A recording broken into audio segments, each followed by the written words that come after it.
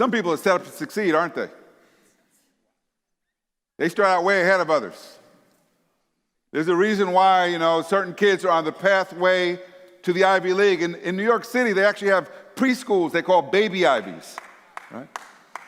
People line up as soon as they think they're pregnant to get their kid's name on a list, to get them into the baby Ivy that they think will lead to one of the best colleges in the country. I have a daughter like that. My 5th child is privileged, and it shows. She could explain global warming. If she were here, she would want to. She would want to be up on stage with me. She knows all the words to the Hamilton songs by heart. She's reading Harry Potter. She's up to book 6 now. And other parents will frequently say, your daughter's gifted. And what parent doesn't want to hear that? Don't we love to hear that about our kids? And then I have to remind my wife, you know what her gift is? She has 2 parents with PhDs. That's the gift. That's the gift. So how do we create the opportunities for the kids who don't have that, who don't have all that support at home, who come to us needing more? We cannot afford to be schools that are only good at serving kids that don't need much help.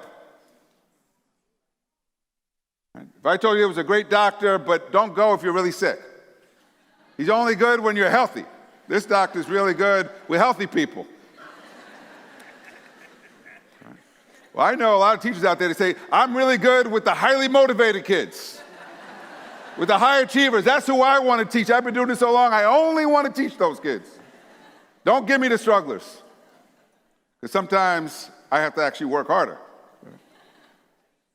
And so equity work is about eliminating the barriers to learning. And I want you to think about what some of those barriers are. Think about this. How many of you had a teacher at some point in your career that got you to like something? They got you to be good at something that you once thought you were no good at. Anybody? Okay, lots of you. That's good. Think about that teacher, what that teacher did for you. I had a teacher like that in 8th grade, Mrs. Harris. Algebra. Now, I didn't like math that much as it was, but when they brought X and Y into it, I said, okay, forget it. I thought this was math. Where are the numbers? And Ms. Harris, first day of class, said, how many of you struggle in math? So reluctantly, I raised my hand, and she said, okay, all the kids who struggle, you're going to sit up front, because I'm going to be checking on you. Because she understood if you didn't get it in September, you certainly weren't going to have it by June. So she was an evidence-based teacher, not a faith-based teacher. She wanted to see the evidence that you're actually learning. And she would check, and she'd say, ask me questions. If I say something or explain something you don't understand, you let me know. Stop me. And Ms. Harris wore a lot of perfume. So if you weren't paying attention, you know what happened? You smelled just like Ms. Harris after a while. So you better be on it. She understood that the goal of teaching was actually to teach the kids. She said, I'm the best teacher in the school, because she actually knew how to teach people. So I want you to think about, what are some of the barriers that get in the way? Are the backgrounds of your students determining the outcomes? Have we provided the opportunity to learn for all of our students?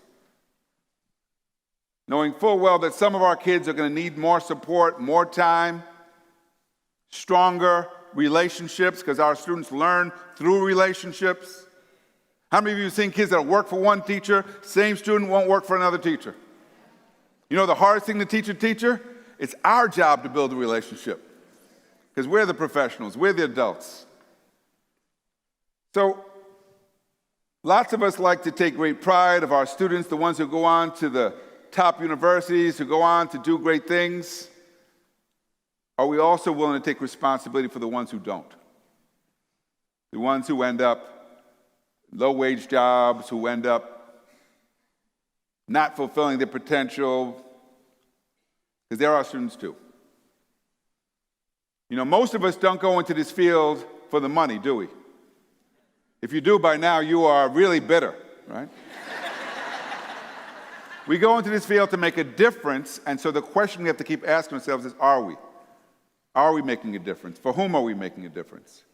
And that's why it's so important to be also clear that equity is not about lowering the standards.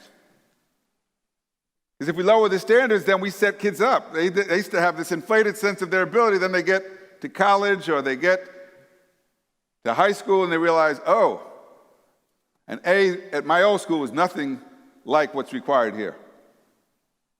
It's also not about just slogans. You know, we've lived through so many clever slogans, haven't we? No child left behind, that was a good one. Except we left so many kids behind.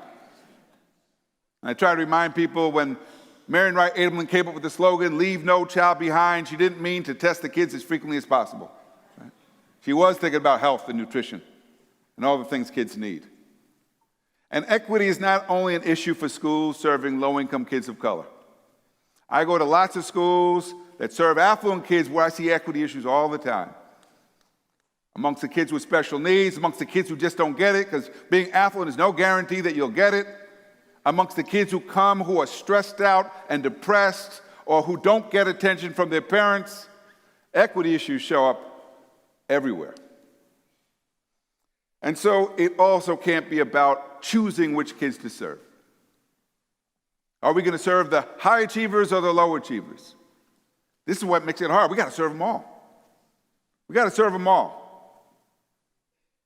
And I realize as an educator myself how hard that is because they come to us with different needs, with different degree of motivation. So it's not easy, but that's the work.